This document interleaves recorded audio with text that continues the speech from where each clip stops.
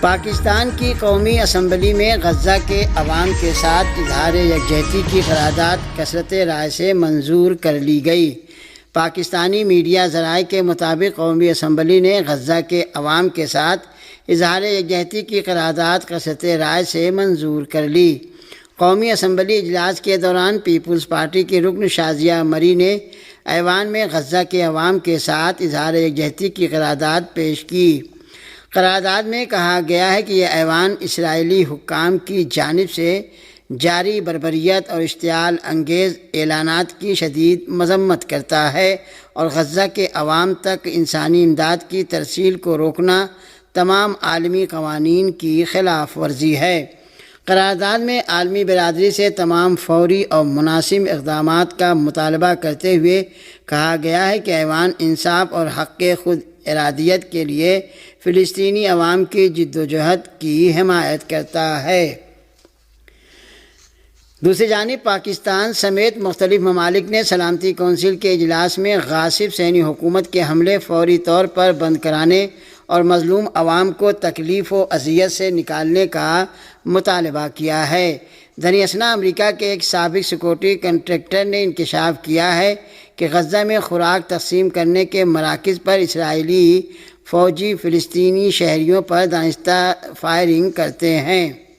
ارنا کی رپورٹ کے مطابق غزہ کے بارے میں اقوام متحدہ کی سلامتی کونسل کے اجلاس سے خطاب میں پاکستان کے مستقل مندوب عاصم افتخار نے کہا کہ غزہ کی صورتحال یہ ہے کہ فلسطینی عوام کے سامنے صرف دو راستے ہیں، یا بھوک سے مر جائیں یا مدد لینے کے لیے جائیں اور گولیوں کا نشانہ بن کر جان سے ہاتھ دھو بیٹھیں۔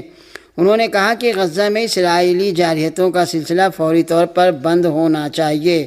اقوام متحدہ میں پاکستان کے مستقل مندوب نے کہا کہ غزہ میں عوام کے خلاف وحشیانہ اسرائیلی جنگ فوری طور پر بند کرائی جائے اور غیر فوجیوں کو رنج و الم سے نجات دلائی جائے۔ عاصم افتخار نے کہا کہ علاقے میں امن و استحکام کے لیے آزاد فلسطینی ریاست کا قیام ضروری ہے جس کا دارالحکومت بیت المقدس ہو۔ غزہ کے بارے میں سلامتی کونسل کے اجلاس سے خطاب میں چند دیگر ملکوں کے مندوبین نے بھی فوری جنگ بندی اور غزہ کے عوام کو انسانی المیے سے نجات دلانے کا مطالبہ کیا ہے۔ یہ ایسی حالت میں ہے کہ جب امریکہ کے ایک سابق سیکورٹی کنٹریکٹر نے انکشاف کیا ہے کہ غزہ میں خوراک تقسیم کرنے کے مراکز پر اسرائیلی فوجی فلسطینی شہریوں پر دانستہ فائرنگ کرتے ہیں۔ غزہ میں ایک انسان دوستانہ امدادی مرکز کے سابق سیکورٹی کنٹریکٹر اینٹونی ایگلر نے ایک انٹرویو میں امداد کی تقسیم کے اس مرکز کی کارکردگی اور صہیونی حکومت کے جرائم کے بارے میں دہلا دینے والے حقائق کا انکشاف کیا ہے۔ انہوں نے کہا کہ امداد کی تقسیم کا کوئی معقول پروگرام نہیں ہے اور تقسیم کا طریقہ امداد لینے کی غرض سے آنے والے فلسطینی شہریوں کے لیے جان لیوا ہے۔ اینٹونی ایگلر نے بتایا کہ امداد کی تقسیم کے سارے مراکز جنوبی غزہ میں قائم کیے گئے ہیں تاکہ مرکزی غزہ کے لوگوں کو وہاں سے انخلا پر مجبور کیا جائے۔ انہوں نے کہا کہ میں نے خود اپنی آنکھوں سے دیکھا ہے کہ اسرائیلی فوجی فلسطینیوں پر فائرنگ کر رہے ہیں۔ ان کا مقصد ان غیر فوجی فلسطینیوں کو ختم کر دینا تھا۔ دوسری جانب غزہ میں صہیونی حکومت کے فوجیوں کے حملوں میں کم از کم 83 فلسطینی شہید ہو گئے۔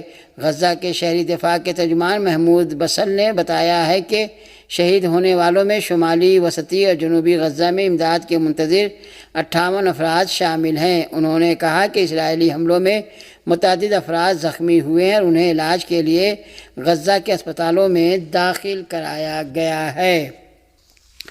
حزب اللہ کو غیر مسلح کرنے کے معاملے پر لبنان کی کابینہ میں اختلافات پیدا ہو گئے ہیں۔ لبنانی ذرائع کا کہنا ہے کہ حزب اللہ کو غیر مسلح کرنے کے موضوع پر بیروت میں لبنانی کابینہ کا ایک اہم اجلاس ہوا جس کے دوران حزب اللہ اور عمل تحریک سے تعلق رکھنے والے وزراء احتجاجاً اجلاس سے واک آؤٹ کر گئے۔ المنار چینل کے مطابق وزیر اعظم نواف سلام کی جانب سے لبنانی مزاحمت کو غیر مسلح کرنے پر اصرار نے کشیدگی کو جنم دیا۔ حزب اللہ کے وزیر ناصر الدین اور عمل کے وزیر تمار الزین نے اس زور زبردستی کو اجتماعی اتفاق رائے کے خلاف قرار دیتے ہوئے اجلاس چھوڑ دیا۔ یہ اجلاس صدارتی محل میں منعقد ہوا، جس میں کئی اہم موضوعات زیر بحث آئے، جن میں سر فہرست مزاحمتی قوتوں کے اسلحے کا معاملہ تھا۔ نواب سلام نے اجلاس کے بعد اعلان کیا کہ مزاحمتی قوت کے ہتھیار کے معاملے پر آئندہ جمعرات کو دوبارہ مذاکرات ہوں گے۔ انہوں نے لبنانی فوج کو حکم دیا کہ وہ اسلحہ محدود کرنے کا جامع منصوبہ 31 اگست سے پہلے حکومت کو پیش کرے۔ خیال ہے کہ حزب اللہ کے سیکریٹری جنرل شیخ نعیم قاسم نے گزشتہ روز اپنے خطاب میں خبردار کیا تھا کہ اس تنظیم کو غیر مسلح کر کے ملک کے خلاف صہیونی حکومت کی جارحیت کو نہیں روکا جا سکتا۔ انہوں نے یہ بھی کہا کہ دنیا میں کسی کو یہ حق حاصل نہیں کہ وہ کسی ملک کو اپنے اقتدار اعلیٰ اور عرضی سالمیت کے تحفظ کے لیے استعمال ہونے والی اس کی طاقت سے محروم کرے۔ اقوام متحدہ میں سابق امریکی سفیر نیکی ہیلی نے ٹرمپ کو مشورہ دیا ہے کہ وہ چین کو رعایت نہ دیں اور ہندوستان جیسے مضبوط اتحادی کے ساتھ اپنے تعلقات خراب نہ کریں۔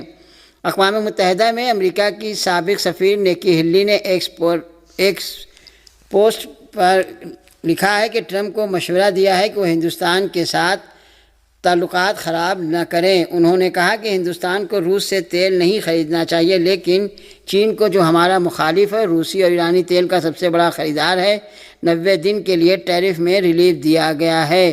چین کو چھوٹ نہ دیں اور ہندوستان جیسے مضبوط اتحادی کے ساتھ اپنے تعلقات خراب نہ کریں۔ واضح ہے کہ امریکی صدر ٹرمپ نے CNBC کو انٹرویو دیتے ہوئے کہا کہ وہ ہندوستان پر محصولات میں اضافہ کریں گے اور پہلے سے طے شدہ 25% کی شرح پر نظر ثانی کریں گے۔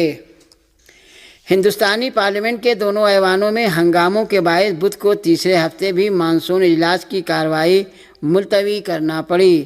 ہندوستانی میڈیا ذرائع کے مطابق ریاست بہار میں رائے دہندگان کی شناخت کے لیے کرائے جانے والے خصوصی باریکی سے جائزے SIR کے معاملے پر اپوزیشن کے ہنگامے کی وجہ سے لوک سبھا کی کارروائی آج بھی ملتوی کرنا پڑی۔ رپورٹ کے مطابق آج جیسے ہی لوک سبھا اسپیکر اوم برلا نے وقفہ سوالات شروع کیا، اپوزیشن ارکان نعرے لگاتے ہوئے ایوان کے بیچ میں آ گئے اور وزیراعظم ایوان میں آؤ کے نعرے لگانے شروع کر دیے۔ دوسری جانب پارلیمنٹ کے ایوان 12 راجیہ سبھا میں بھی ووٹر لسٹ پر نظر ثانی کے خصوصی عمل کے معاملے پر بحث پر اپوزیشن ارکان نے بدھ کو بھی راجیہ سبھا میں ہنگامہ کیا، جس کی وجہ سے ایوان کی کارروائی ملتوی کرنی پڑی۔ پارلیمنٹ کے مانسون اجلاس کا یہ تیسرا ہفتہ اور اب تک ایوان میں ایک دن بھی وقفہ صفر کی کارروائی نہیں چل پائی ہے اور وقفہ سوالات کی کارروائی بھی صرف ایک دن کے لیے ہوئی اور وہ بھی ہنگامہ آرائی کے درمیان ہوئی۔ جاپان کے شہر ہیروشیما پر امریکہ کے جارحانہ ایٹمی حملے کی یاد منائی گئی۔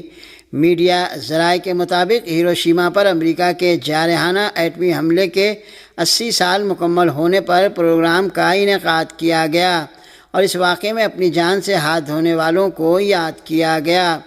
واضح ہے کہ 6 اگست 1945 کو دوسری عالمی جنگ کے دوران ہیروشیما پر ایٹم بم حملے میں 1,40,000 سے زیادہ افراد ہلاک ہوئے تھے۔ قابل ذکر ہے کہ امریکہ نے ہیروشیما پر ایٹمی حملے کے 3 دن بعد 9 اگست 1945 کو ناگاساکی پر بھی ایٹمی حملہ کیا، جس میں تقریباً 47,000 افراد کو اپنی جان سے ہاتھ دھونا پڑا۔ امریکہ کے ان جارحانہ ایٹمی حملوں کے بعد جاپان نے 15 اگست کو ہتھیار ڈال دیے تھے۔